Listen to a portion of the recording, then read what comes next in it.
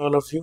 आज हम बात करेंगे हीट के बारे में और इसमें रिलेशन निकालना है CP minus CB is equal to R CP by CB is equal to gamma. तो आइए देखते हैं हीट यानी हीट ट्रांसफर किसको कहते हैं। ये कहता है the energy transfer due to temperature difference. The energy energy energy transfer due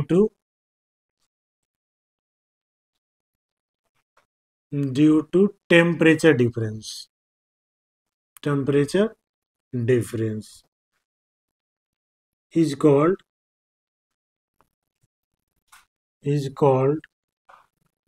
heat transfer कह सकते हैं। हीट ट्रांसफर कहते हैं इसको। अब देखिए ये क्या कह रहा है, टेम्परेचर डिफरेंस के कारण जो एनर्जी ट्रांसफर हो रहा है उसे हीट ट्रांसफर कहते हैं।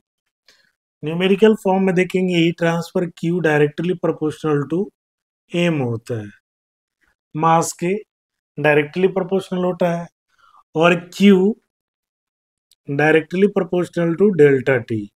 डेल्टा टी क्या बता रहा है, टेम्परेचर डिफरेंस बता रहा है। यानी ये क्या बता रहा है, टेम्परेचर डिफरेंस बता रहा है। सो यहां लिख सकते हैं we can write Q directly proportional to M delta T, M delta T. और इसको हम फिर लिख सकते हैं क्यू इजकल टू, ये डायरेक्टली प्रोपोर्शनल को बराबर करते हैं तो ये कोई कांस्टेंट आता है, यानी एम सी डेल्टा टी। ये जो सी है इसको कहते हैं specific heat. C is equal to क्या है, specific heat.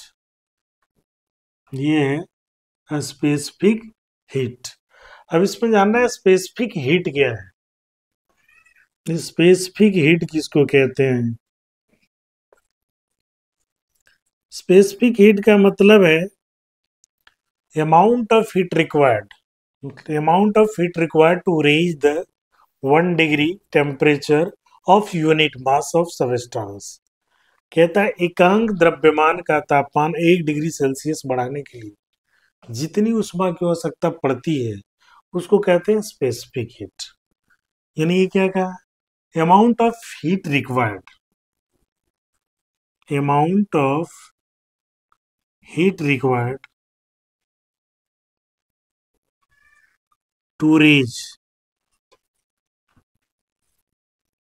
to reach the temperature of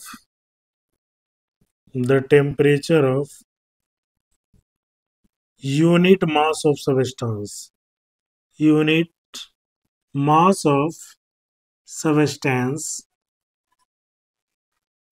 कितना, to unit degree temperature difference, to unit degree temperature difference.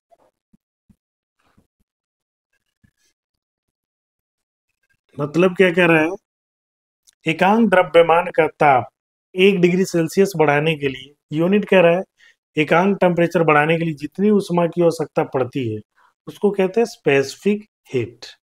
अब ये स्पेसिफिक हीट दो टाइप का होता है, देखते हैं। एक कांस्टेंट प्रेशर पे होता है और एक आपका कांस्टेंट वॉल्यूम पे होता है। ये देखिए कांस्टेंट प्रेशर का मतलब जिसका हमने प्रेशर को कांस्टेंट कर दिया, यानी ये हो गया आपका P is equal to C, P constant हो गया। ये मास एम है और ये T फाइनल टेम्परेचर है, T इनिशियल टेम्परेचर। ये T क्या है, इनिशियल टेम्परेचर। सेम ये वॉल्यूम वाले केस में देखेंगे, वॉल्यूम वाले केस में यहाँ वॉल्यूम वाला केस है आपका, यानी इसमें V को हमने कांस्टेंट किया है, V को क्या किया है, कांस्टेंट किया है। मास हमारा एम है, ये T इनिशियल है और ये T फाइनल है, ठीक है। अब देखिए तो इस केस के लिए QP इजकल टू जो होगा, QP हीट रिक्वायर्ड जो होगा MCP डेल्टा T होता है, MCP डेल्टा T इस केस के लिए हीट रिक्वायर्ड। और इस केस के लिए कितना होगा, अगर Q भी लेंगे तो MCV डेल्टा T। अब सीपी सीबी हमने बोला, सीपी सीबी क्या बोला कि सीपी आपका एट कांस्टेंट टेम्परेचर पर आपका क्या है, स्पेसिफिक हीट है, और सीबी क्या है, एट कांस्टेंट वॉल्यूम पर आपका स्पेसिफिक हीट है। और ये ऑलवेज क्या होता है, QP is greater than QB होता है, QB is greater, sorry QP is greater than QB होता है। यानी इसका मतलब है M C P delta T greater than कितना है, M C B delta T, लिख सकते हैं। यानी ये हो गया एम से M cancel, delta T cancel, so आपका CP is greater than CB, CP is greater than कितना होगा, सीबी। इसका मतलब कह रहा है आपका कि ये specific heat at constant pressure is greater then the specific heat at constant volume. क्यों होता है, इसका हम कारण देखेंगे। पहला कहता है specific heat at constant pressure, यानी that is CP is greater then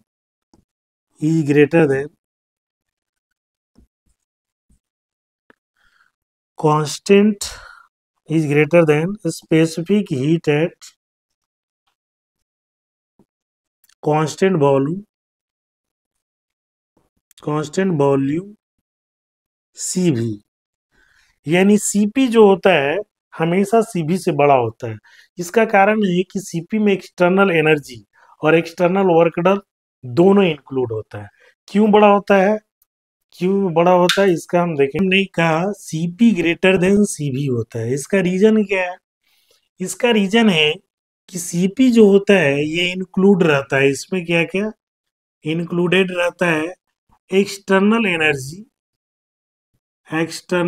energy plus आपका एक्सटर्नल वर्क, यानी एनर्जी और वर्क दोनों इंक्लूड रहता है, किसमें, सीपी में इंक्लूड रहता है। बट सीवी में क्या लिख सकते हैं, इंक्लूड वनली आपका क्या कह सकते हैं, एक्सटर्नल एनर्जी होता है। यानी सीपी क्यों ग्रेटर होता है, क्योंकि सीपी में आपका एक्सटर्नल वर्क और एक्सटर्नल एनर्जी दोनों होता है, जबकि सीवी में आपका सिर्फ एक्सटर्नल एनर्जी होता है। क्लियर हो गया। अब बात करते हैं इंथैल्पी का। इंथैल्पी क्या है, ये इंथैल्पी कहता है heat transfer in constant process, heat transfer in constant process is equal to कहते हैं चेंज इन इंथैल्पी। इंथैल्पी है हीट जो ट्रांसफर होता है किस पर, एट कांस्टेंट कह सकते हैं process, constant pressure process, at constant pressure process in close system, ठीक है। क्लोज सिस्टम में इज इक्वल टू होता है change in enthalpy, is equal to change in enthalpy.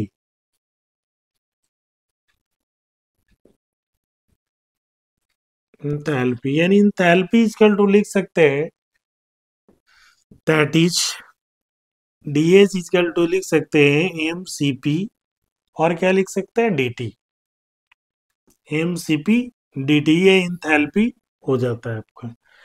ये इंथैल्पी क्या है आपका कि जो किसी भी क्लोज सिस्टम में कांस्टेंट प्रेशर पर जो हीट ट्रांसफर होता है वो चेंज इन इंथैल्पी के बराबर होता है।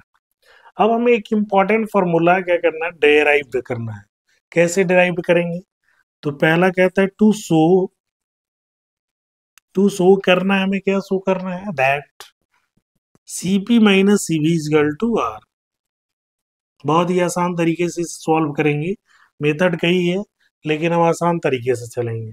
CP minus CB is equal to R क्या, कांस्टेंट प्रेशर पर स्पेसिफिक हीट और कांस्टेंट वॉल्यूम पर स्पेसिफिक हीट, दोनों का डिफरेंस आपका गैस कांस्टेंट के बराबर होता है। कैसे, तो आइए देखते हैं। चूंकि अभी हमने पढ़ा enthalpy is equal to H is equal to U plus, पहले भी पढ़े हैं, U प्लस PV होता है। यानी इंथैल्पी में क्या होता है, चेंज इन इंटरनल एनर्जी और वर्क डन का योगफल आपका इंथैल्पी देता है। अब दोनों साइड हम डिफरेंशिएट करेंगे, differentiate both side. Del H is equal to क्या हो जाएगा, D U plus D P भी हो जाएगा, ठीक है। इंटीग्रेटिंग सॉरी डिफरेंशिएट हमने बोथ साइड सबका इंडिविजुअल किया। अभी हमने पढ़ा डेल एच का वैल्यू क्या, ये पढ़ा एम सी पी डेल्टा यानी डी टी, और ये डी यू का हमने पहले पढ़ चुका है, M C B D T, M C B D T. और ये कर सकते हैं, इस वैल्यू को हम क्या लिख सकते हैं, एम आर टी, ठीक है। पीवी बराबर क्या होता है, गैस इक्वेशन से एम आर टी। तो एक बार और करेंगे, M C P D T is equal to M C B D T plus M R D T.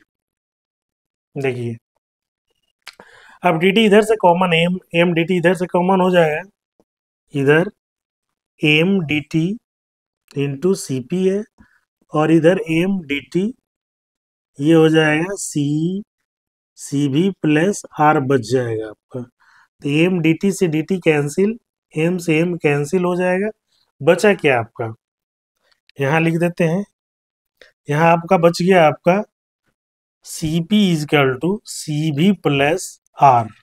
So we can write here C P minus C B is equal to R, that's why we can write C P minus C B is equal to R. ये आपका easily proved हो गया। हमने कुछ नहीं किया है इसमें, ये H is equal to U plus P V हमें पता है, और दोनों साइड डिफरेंशिएट कर दिया, P V is equal to gas equation से एम आर टी पुट कर दिया है।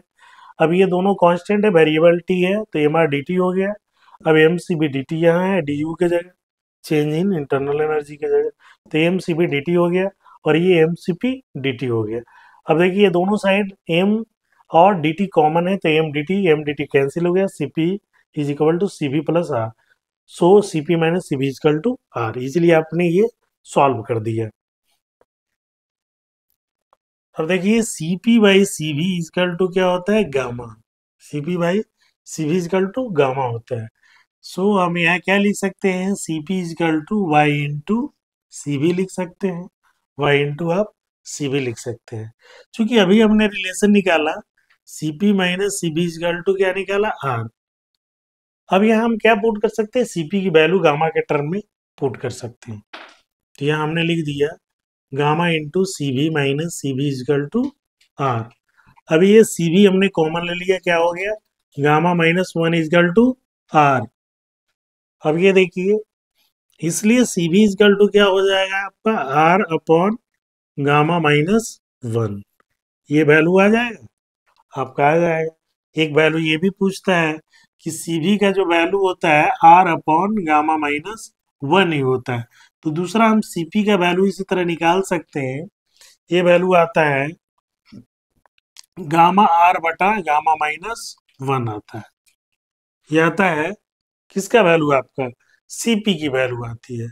अब इंथैल्पी का ही थोड़ा सा हम और डिस्क्राइब कर दे, चूंकि इंथैल्पी आया था हमारा, इंथैल्पी इजकल टू है, इंथैल्पी हमारा क्या था, आपका आया था, ये एक्सटेंसिव प्रॉपर्टीज है। ये क्या है, एक्सटेंसिव प्रॉपर्टी है, एक्सटेंसिव प्रॉपर्टीज है। अब ये इसको हम कैसे लिख सकते हैं, एच इजकल टू हमारा आ गया U plus PV, U plus PV. अब इसको हम लिख सकते हैं H is equal to H upon M. H क्या है आपका, स्पेसिफिक इंथैल्पी, ये इंटेंसिव प्रॉपर्टीज में आ जाता है। तो एज का वैल्यू हम क्या लिख सकते हैं, एज का वैल्यू अभी आपने पढ़ा u plus P V upon M, इसको लिख सकते हैं u by M, M plus P V by M, P V by M. अब ये हम क्या लिख सकते हैं, u बाई एम को हम लिख सकते हैं, ये चूंकि u इजकल टू होगा u बड़ा u बाई एम, तो u प्लस यहाँ भी है u आपका v बाई एम, तो इसको हम क्या लिख सकते हैं, आप वैल्यू लिख सकते हैं पी यू, ये भी स्पेसिफिक है पी यू। तो ये आपका एच इज इक्वल टू हो जाएगा U plus P U value ये वैल्यू आ जाएगा, यानी एच हमारा क्या है, specific enthalpy intensity property. Specific enthalpy in किस में, इज ए इंटेंसिव प्रॉपर्टीज।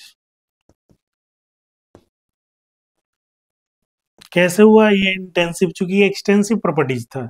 हमने क्या किया, एच बाई एम मतलब स्पेसिफिक लिया है, तो यू ये हमने लिया है, यू किसके इंट्रोपी लिया है, सॉरी आपका चेंज इंटरनल एनर्जी है, तो यू बाई एम हो गया, तो इसको हमने छोटी यू से लिखा, U by M is equal to you.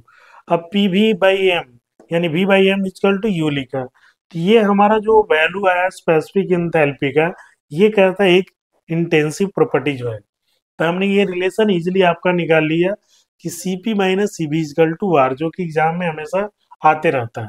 फिर पूछता है आपका Cb का आर के साथ क्या रिलेशन है, Cp का आर और गामा के क्या साथ रिलेशन है, तो ये रिलेशन आपका निकाल दिया है, Cp is equal to gamma R upon gamma minus one, Cb is equal to R upon gamma minus one. तो हम आई होप आपको यहाँ तक बातें समझ में आई होगी। धन्यवाद। अगर कोई डाउट हो तो आप कमेंट बॉक्स में जरूर डालें।